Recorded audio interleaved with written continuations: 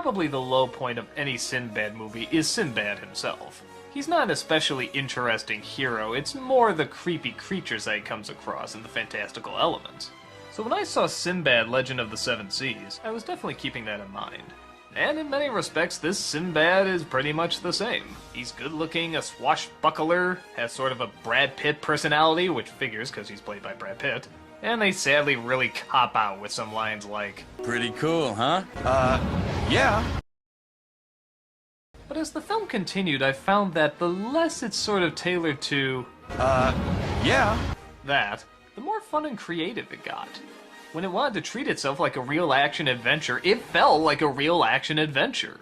Maybe even up there with some of the original film series. The story? Sinbad is a thief who comes across an old friend who's a prince. He has this magic book that, I'll be very honest, I have no idea what it does, it's just sort of an important book that must be kept safe in order for all the kingdoms to survive. But Ares, the goddess of f***ing things up, decides she wants to do exactly that, and steals the book for herself. Everyone thinks Sinbad did it, but his best friend the prince thinks he didn't. So he offers up his life in exchange for Sinbad to go and get the book back. If he doesn't, then the prince is dead. Along the way, he's joined by a stowaway, played by Catherine Zeta-Jones, who's going to marry the prince, which of course makes her the stereotypical prince ambassador. Oh, so she actually has a title of responsibility and does okay, I'm cool with that. She of course has to prove to Sinbad that she can handle herself and maybe even Sinbad. The film definitely sort of moves like a Sinbad adventure in that it's just sort of an action-packed road trip. They sail the seven seas, come across a bunch of weird creatures, and fight them off in order to get to their goal. And as far as those action scenes go, they're not bad. They're actually a lot of fun to watch and very creative. The characters at times succumb to sort of the typical cliches, like the couple yelling at each other when, of course, you know they're gonna get together. Those horrible modern-day catchphrases, which, like I said, aren't often, but when they do, they stick out like a sore thumb. And once in a while, a CG monster that looks just a little too fake. But let's get down to what the best element of the movie is, the villain.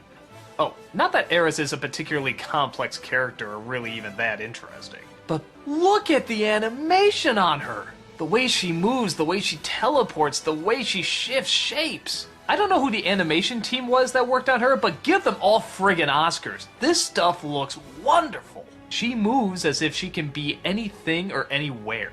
Her pets are literally the constellations that come to life. The world she lives in is a mystical marvel. It's just, oh, every single time she's on screen, I just loved it. Every single second.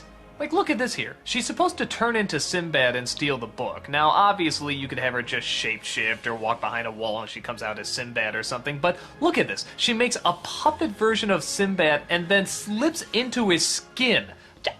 Who would even think of that? It's just, that kind of creativity is spectacular. And actress Michelle Pfeiffer, who does the voice, obviously loves eating up the role. But like I said, the animation on her alone is worth it. So, on the whole, Sinbad is fun. It does leave room for some character development. It goes at a pretty enjoyable pace and knows when to show monsters and when to let people just be people. I'd say there isn't really that epic quality that a lot of the other Sinbad movies had, but there's definitely more personality to it, and I think that makes up for it. It's a swashbuckling tale with a lot of creativity and some great animation, and no black comedians looking for Turbo Man dolls. That's enough for me to say, take a look.